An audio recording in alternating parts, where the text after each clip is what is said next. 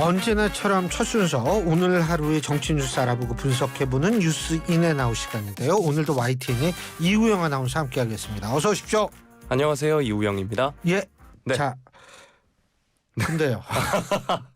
네. 안녕은 한 건 알아요. 네. 오늘 놀래가지고 그렇구나. 네, 앵커님 오늘 혹시 무슨 날인지 아시나요? 어제 한 얘기는 반복하면 재미가 없어요. 아닙니다. 오늘 무슨 날? 오늘은 예. 바다의 날이자 세계 금연의 날입니다. 둘 중에 하나를 선택해 주십시오. 저는 금연의 날로 하죠. 제가 다 흡연자니까. 네. 예. 담배를 오늘 계기로 끊으시는 건 좋은데 예. YTN 라디오 구독은 끊으시면 안 됩니다. 네, YTN 라디오 구독 부탁드리겠습니다. 유튜브로. 네.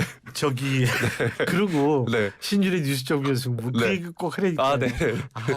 이게 이제 제가 이걸 하면 앵커께서 자연스럽게 그걸 해주시길래 이제 막 지도를 이끌어 주시네 이제. 그래. 여러분 그 중에서 신율의 뉴스 정연승부 이 좋아요 눌러주시고요. 네. 꼭 댓글 남겨주시면 정말 감사하겠습니다. 네. 예, 자 오늘 어떤 내용이죠? 근데 있잖아요. 그렇게 매일 노력하는 자세 정말 보기 좋습니다. 네, 감사합니다. 네. 예. 어떤 얘기 할까요? 네, 제가 첫 번째로 준비한 소식은 조금 전에 말씀해주신 소식이죠. 정말 많은 분들이 놀라셨던 소식입니다. 저도 저 엄청 놀랐어요. 아주 아침에 단잠을 자다가 깜짝 놀랐는데 북한이 오늘 아침 우주 발사체를 발사를 했습니다. 그래서 서울의 경계 경보가 잘못 발령되는 등 혼란도 빚어졌는데요. 서울시가 오늘 6시 32분 서울 지역에 경계 경보를 발령하면서 국민 여러분께서는 대피할 준비를 하시고 어린이와 노약자가 우선 대피할 수 있도록 해주시길 바랍니다. 안내 문자를 보냈습니다. 그런데 행정안전부가 30여 분 뒤 서울시가 발령한 경계경보는 오발령이다 이렇게 정정을 했는데요. 이게 왜 이렇게 됐느냐. 북한이 오늘 오전 6시 29분 평안북도 동창리 일대에서 남쪽으로 우주 발사체를 발사했지만 비정상적 비행으로 어청도 서방 200여 킬로미터 해상에 낙하했다. 합동참모본부가 이렇게 밝혔고요. 북한도 발사 2시간 30여 분 만에 정찰위성 발사가 실패했다. 공식 인정을 했습니다. 그러면서 서해에 추락했다고 발표를 했는데요. 북한 우주개발국 대변인에 따르면 천리마 일형에 도입된 신형 발동기 체계의 믿음성과 안전성이 떨어지고 사용된 연료의 특성이 불안정한데 사고 원인이 있는 것으로 보고 구체적인 원인 해명에 착수한다 이렇게 밝혔고요. 빠른 기간 내 2차 발사를 단행할 것이다. 이런 말도 덧붙였습니다. 군은 이 낙한 북한 발사체 잔해 수거에 나섰고요. 인양에 성공하면 추진체 엔진의 성능, 외국 부품 사용 여부, 기술 수준 등을 확인할 수 있다고 합니다. 대통령실은 조태용 국가안보실장 주재로 국가안전보장회의 NSC 상임위원회를 열고 대응 방안을 논의를 했습니다. 또 미국 백악관도 국가안전보장회의에서 성명을 내고 안보저해 행위다 이렇게 안보리 계류 위반이다라면서 비판을 했습니다. 북한은 자위권이다 주장을 하고 있지만 탄도미사일 기술을 활용한 북한의 모든 발사를 금지하고 있는 안보리 결의에 정면으로 위배되는 거라고 볼 수 있는데요. 앞서서 북한이 이달 31일 0시 그러니까 오늘이죠. 오늘 0시부터 다음 달 11일 0시 사이에 인공위성 발사하겠다. 국제해사기구 등에 통보한 바 있습니다. 그런데 오늘 바로 발사를 한 건데요. 근데 북한이 사실 뭔가 발사할 때는 사실도 보통은 다음 날 공개를 합니다. 그런데 이번엔 실패를 빠르게 인정한 것도 드문 일인 것 같거든요. 이번 북한 발사 어떻게 보셨나요? 자, 이게요. 자신들이 실패했다라는 얘기를 북한이 어느 매체를 통해서 했느냐가 중요하거든요. 근데 조선중앙통신을 통해서 했습니다. 네. 근데 조선중앙통신은 내부용이 아니에요. 내부용이라는 건 뭐냐면 그 북한 주민들도 다 들을 수 있는 게 아니에요. 조선중앙통신은. 이거는 대외용이거든요. 그렇기 때문에 대외용에서 조선중앙통신을 이용해서 자신들이 이 실패했다라는 것을 얘기한 것은 외국에 알리기 위한 거고 외국에 그럼 왜 알리느냐.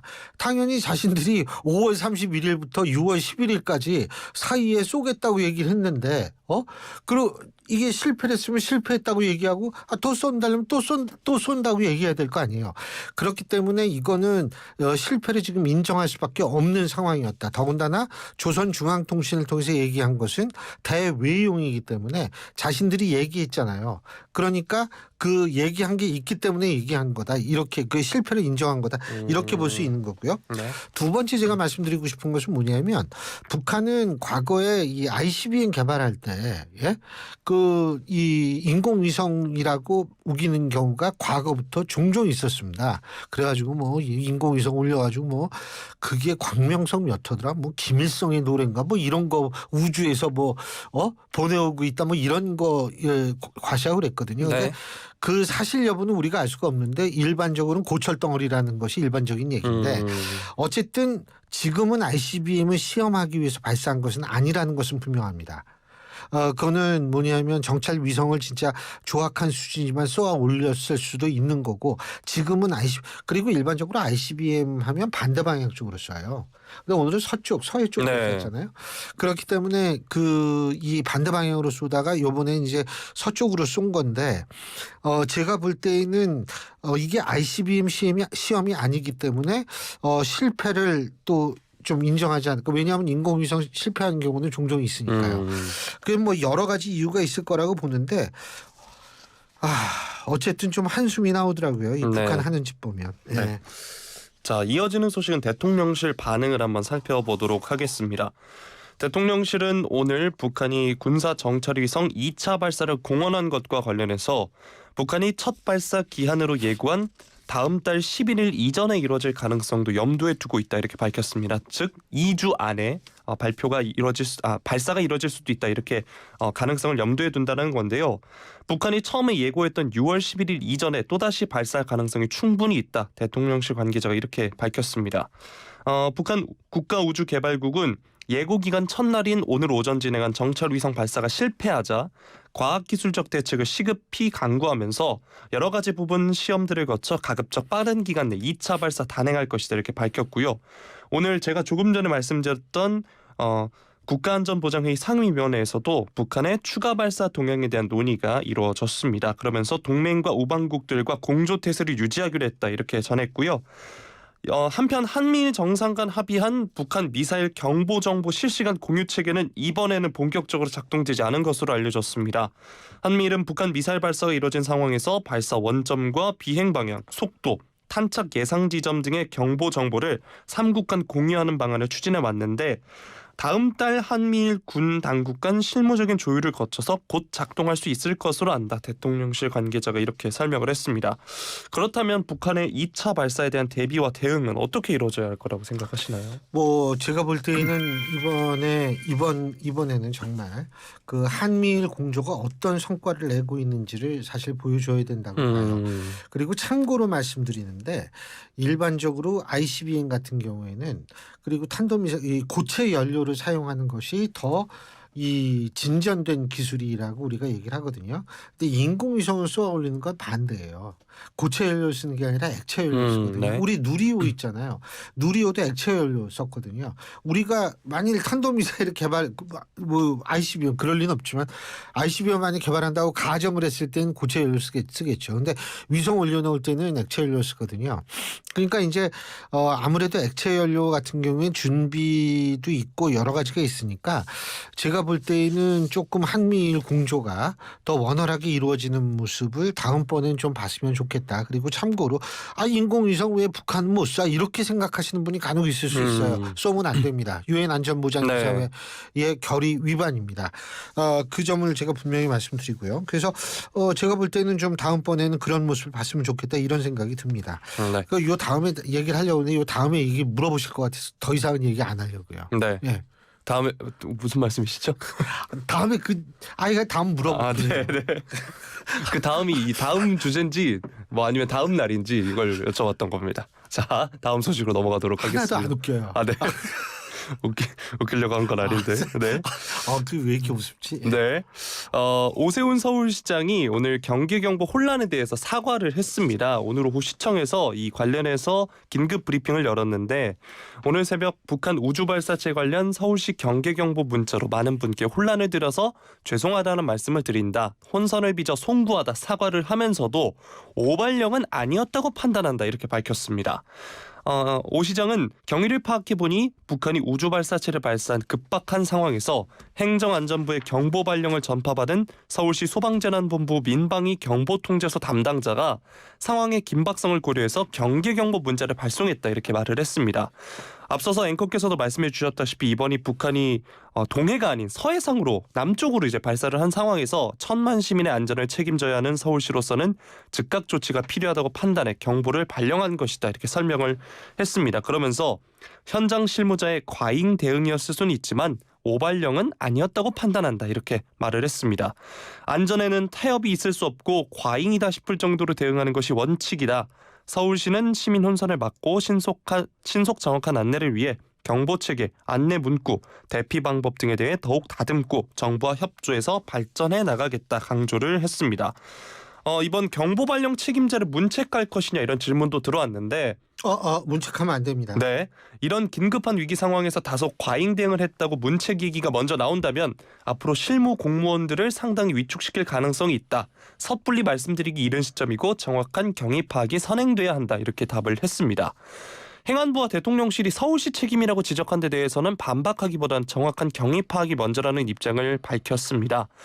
또 민주당에서는 이번 오발령과 관련해서 정부가 불안을 조장했다. 윤석열 정부나 오세훈 서울시가 독인 객인이다 이런 비판도 나왔거든요. 안전에는 타협이 있을 수 없고 과잉이다 싶을 정도로 대응하는 것이 원칙이다. 오세훈 시장이 이런 발언을 했는데 앵커께서는 어떻게 보시나요? 이게요. 예를 들어 봅시다. 이 미사일이 날아가는 동안 그 오키나와 있지 않습니까? 네. 소개령이 대피령이 떨어졌단 말이에요. 그러면 거기도 오버하는 건가요? 불안을 조장하는 건가요? 그건 아니죠. 그리고 제가 이 실무자를 절대로 문책하면 안 된다고 저는 생각합니다. 왜 그러냐 하면 이게 아무 일이 없었는데 예를 들면 경계경보를 발령을 했다. 이러면 이건 오발령이죠. 하지만은 분명히 북한이 쐈고 그 상태에서 경계경보를 발령을 했다라는 거는 뭐 오바다 아니다를 떠나가지고 제가 볼 때는 오바가 아니라고 볼 수도 있는 부분이라고 저는 생각해요. 네. 그렇기 때문에 저는 이 부분에 있어서는 해당 공무원이 어떻게 됐던 간에 저는 잘한 일이다라고 저는 생각합니다. 오히려 이 사람은 전 표창을 줘야지 이 사람한테 예를 들면 뭐 문책을 한다거나 이렇게 되면 진짜 위축이 돼가지고요. 다음번에 진짜 긴박한 상황이 터졌을 때 이렇게 될 거 아니에요. 야 이거 제대로 알아보고 그래야지. 이것도 잘못하면 야 우리 이거 큰일 난다. 네. 이런 식으로 생각되면 이미 늦어요. 네. 그렇기 때문에 저는 이번 일은 절대로 이게 잘못되거나 이런 것이 아니라고 저는 분명히 생각하고요. 그런데 아쉬운 점은 있어요. 네. 자, 제가 이거 지금 휴대폰에서 이걸 일부러 안 주었는데 오늘 얘기하려고. 네. 재난 문자가 오전 6시 41분에 도착했습니다. 그런데 6시 29분에 북한이 쐈습니다. 6시 32분에 제일 알러트는 자동적으로 해서 NHK를 통해 가지고 오키나와 지역에 대피령을 발령을 했습니다. 근데 우리나라는 41분에 재난 문자가 뜬 거예요. 저는 이거 굉장히 저는 이 부분은 오히려 그러니까 발령이 잘못된 게 아니에요. 그 발령은 잘했어요 제가 볼 때. 근데 이게 이렇게 늦게 와도 되냐 이거죠. 미사일이 하면은 몇 분 내로 도착하는 건데 29분에 쐈는데 41분에 재난 이 위급한 재난 문자가 왔다. 저는 이거는 좀 바뀌어져야 된다고 봐요. 그리고 두 번째는 뭐냐면 자 내용이 뭐죠? 오늘 6시 32분 서울 지역에 경계경보 발령. 국민 여러분께서는 대피할 준비를 하시고 어린이와 노약자가 우선 대피할 수 있도록 해주시기 바랍니다. 오케이. 어디로 대피하고 뭘 어떻게 하는지 모르잖아요. 네. 그 J 알럿 시스템은 이게 뭐냐면 아주 상세하게 나오거든요. 그러니까 이것도 구체화해야 되고 빨라야 되고 제가 이 J 알럿 시스템을 자꾸 얘기하는 게 뭐냐면 오늘만 비교해야 되는 게 아니에요. 제가 우리 YTN에서 아침 방송을 한 5년 진행을 했을 때 이 북한이 맨날 그 미사일 쏘는 시간이 몇 시냐면 6시 50분에서 7시 네. 5분 사이에 맨날 쐈거든요. 자, 그때 쐈을 때 먼저 뜨는 게 뭐냐면 NHK 보도를 인용한 연합 속보가 딱 뜹니다. 그러니까 NHK가 먼저 딱 해줘요. 근데 NHK는 거의 그게 재난방송 시스템이 거의 자동이거든요. 그러고 나서 우리나라는 10여 분 있다가 이제 그걸 해요. 그래서 그때도 좀 제가 야 이건 좀 빨리 고쳐야겠다라고 생각을 했는데 아직도 이게 안 고쳐진 거예요. 그러니까 우리도 J 알럿 시스템과 같은 어떤 그런 시스템을 좀 개발을 해야 된다. 이런 생각을 하고요. 아침에 깜짝 놀랐다. 그 아침에 놀란 이유는 경계 경보 때문에 놀랬다라고 생각하지 마시고 북한이 새벽에 저 위성 발사 소위 말하는 우주 발사체라고 주장하는 것을 쐈기 때문이라고 생각하셔야 돼요. 예, 이상입니다. 네, 사실 무엇보다 안전과 안보는 1순위입니다. 네. 그리고 네. 이게요 개인의 안전이에요. 이게 뭐 딴 안전이 아니고 개인의 안전이거든요. 그렇기 때문에 이거는 제가 볼 땐 앞으로도 또 쏘면 경계경보 또 저는 내려야 된다라고 생각합니다. 네, 예. 알겠습니다. 자, 다음 소식으로 넘어가 보도록 하겠습니다. 이번엔 증권가 소식 한번 살펴볼 텐데 증권가가 출렁이긴 했는데 북한 발사체 발사와는 크게 관련되지 않았다 이런 소식입니다. 코스피가 오늘 북한의 우주 발사체 발사 등 불확실성 속에서도 외국인의 매수세에 2,590대로 올라서 연중 최고치를 갈아치웠다 이런 소식인데요. 오늘 오전 10시 13분 기준으로는 코스피가 전 거래일보다 0.32% 오른 2,593.67을 나타내기도 했습니다.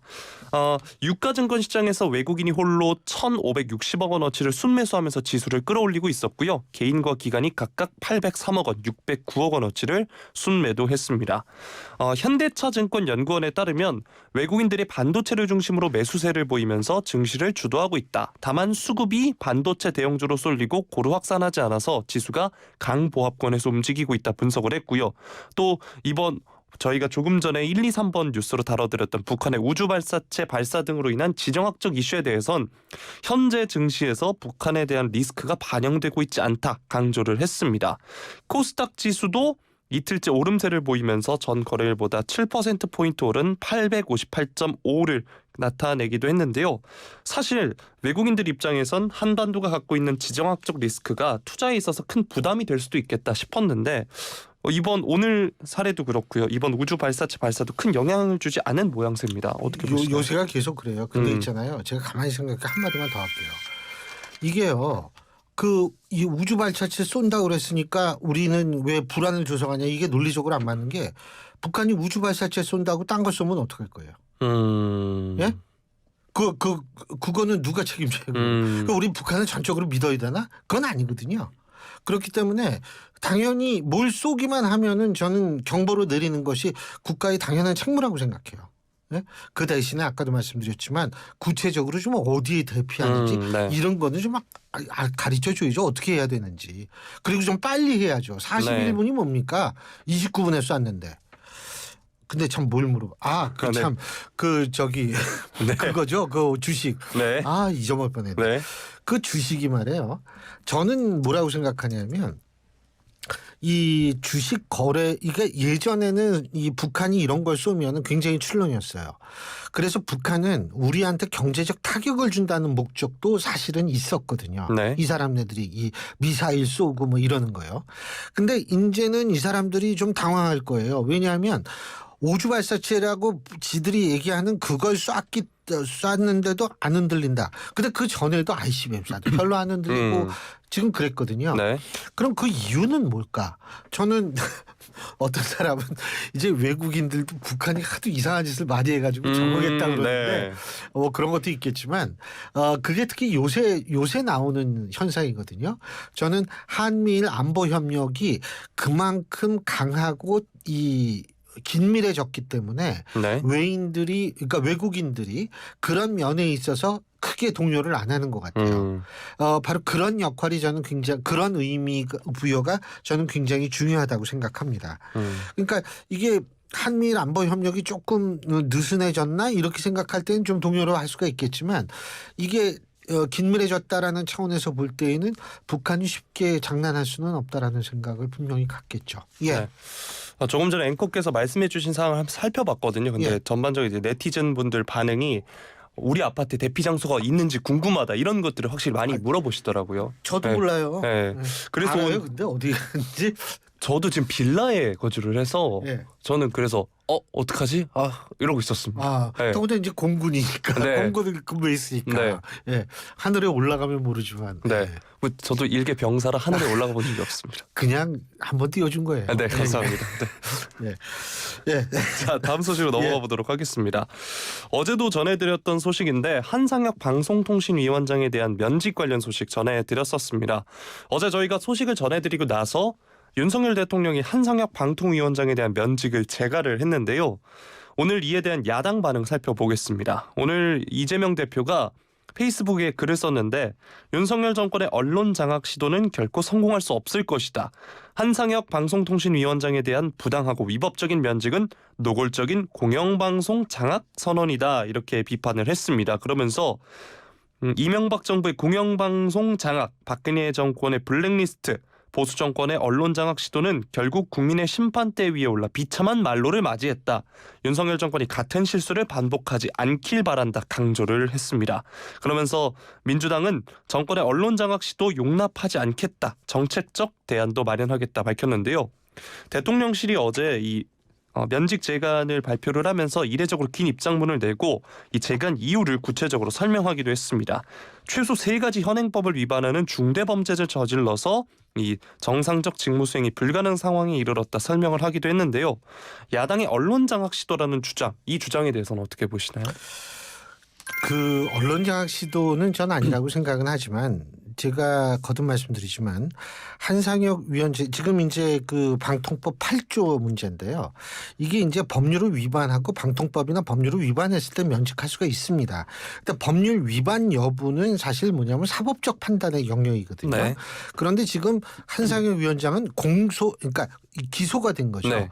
기소가 됐는데 그 기소한 내용을 토대로 이제 사법부가 결정을 내릴 거 아니에요. 판결을 내릴 거 아닙니까? 그런데 그 전까지는 사실은 공소 이 내용이 곧 사실과 진실을 의미하는지는 아무도 얘기할 수가 없어요. 그렇기 때문에 제가 볼 때에는 뭐 2달 후면은 어차피 그만둘 사람인데 좀 너무 좀 그때 오히려 좀 바꾸는 게 낫지 않았을까라는 생각을 하는 게 임기가 2달밖에 안 남았고 그래서 이게 법적인 논란 소지는 있을 가능성이 있다라는 제 개인적인 판단이에요. 왜냐하면 공소 내용이라는 것이 곧 진실을 의미한다라고 얘기할 수가 없기 때문에 네. 이 공소 내용을 토대로 해가지고 물론 이제 청문회도 뭐 이 청문 내용도 그 인사혁신처의 청문 내용 그 내용도 뭐 그렇다 그걸 토대로 해서 판단했다고는 하지만은 저는 조금 이 법적인 논란의 소지 다툼의 소지는 전 있을 거라고 생각을 합니다. 네, 자 마지막 소식 빠르게 살펴보도록 하겠습니다. 코인 거래 의혹 관련 소식인데 국민의힘 코인게이트 진상조사단이 오늘 국회에서 제4차 전체 회의를 열어서 코인 거래소 업비트 이서구 대표를 상대로 김남국 의원의 가상자산 활용 자금 세탁 의혹 집중 조사했습니다. 조사단 단장이 김성원 의원이 업비트 측에서는 김 의원이 클레이 스왑, 코인 예치와 교환 서비스를 말합니다. 클레이 스왑을 통한 거래 일반적인 시각, 전문가적인 입장에서 봤을 때 자금 세탁이 매우 의심된다. 비정상적 거래로 보인다. 답변을 했습니다. 김남국 의원이 오늘 17일 만에 국회 국회 출근하기도 했는데 자금 세탁 의혹과 관련해서 터무니없는 이야기라고도 했거든요. 그런데 이제 어쨌든 저희가 전에도 윤리특위 차원의 징계 절차 시작됐다 말씀도 드렸고 자 그럼 김남국 의원의 제명 표결 실제로 통과될 거라고 보시나요? 어떻게 전망하시나요? 글쎄요, 뭐 그거야 우리가 알 수가 없죠. 네. 근데 이제 지금 국회 윤리위원회가 이게 시간이 좀 오래 걸리거든요. 네. 시간이 좀 오래 걸리기 때문에 그 검찰 수사 결과가 더 빨리 나올 수도 있고 그리고 자금 세탁 문제 본인은 물론 철저히 부정하고 있습니다만 조정훈 의원 아시죠? 시대전환에 조정훈 의원이 원래 경제학과 나오고서 경영학과인가 그러고서 이 공인회계사 자격증을 갖고 있는 경제통이에요. 근데 저희랑 인터뷰할 때 김남국 의원 이 의혹에 대한 실체는 알 수 없으나 하지만 이 정치 자금의 이 자금 세탁 이런 것에 이 가상화폐는 아주 용이한 수단이다. 실체는 알 수 없지만 일반적으로 그렇다는 얘기를 했거든요. 그렇기 때문에 이 부분도 뭐 수사로 밝혀지겠죠. 근데 이제 김남국 의원이 글쎄 17일 만에 국회에 나왔는데 그 자금 세탁 외에 터무니없다라고 얘기를 하는데 자, 이 터무니없으면 제발 좀 어떻게 하냐면 내가 몇 월 며칠에 무슨 코인을 얼마일 때 얼마너치 사가지고 얼마일 때 팔아가지고 이거를 소구성이 밝히면 되는 거예요. 그리고 그게 복잡할 거 아닙니까? 액수가 많으니까. 그냥 그거 띄워다가 보여주면 돼요. 제가 그거는 알아봤어요. 그 가상화폐 거래소에서 그거 다 띄워준대요. 며칠이 한 3, 4일이면. 네. 그랬으면 좋겠다는 생각이 듭니다. 오늘 말씀은 여기까지 들어야겠죠? 네. 예. 뉴스인이나 지금까지 YTN의 이우영 아나운서였습니다. 고맙습니다. 고맙습니다.